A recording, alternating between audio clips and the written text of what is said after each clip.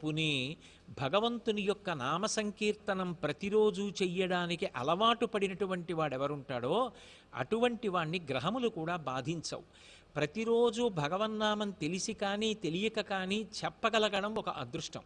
అయితే కేవలం నామం చెప్పడం వల్ల ప్రయోజనం కలుగుతుంది అన్న మాటకి ఎంత సారమున్నదో దాని యొక్క కొనసాగింపు కూడా అంత సారవంతము. ఎందుకంటే భగవంతుని యొక్క నామములు గౌణములు.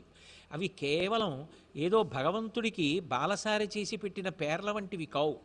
ఒక్కొక్క నామం చెప్పగా చెప్పగా చెప్పగా ఆ నామము యొక్క అర్థమేమి అని తెలుసుకునే ప్రయత్నం చేశారనుకోండి, దాని వలన భగవంతుడు ఒక్కొక్క గుణాన్ని ఆవిష్కరించినప్పుడు, లోకాన్ని సంరక్షణ చేయడానికి ఆయన ఒక్కొక్క లీలని ప్రదర్శించినప్పుడు, ఆయా సమయాలలో ఆయన చూపించినటువంటి దయ, ఆయన యొక్క కారుణ్యం జ్ఞాపకానికి వచ్చినప్పుడు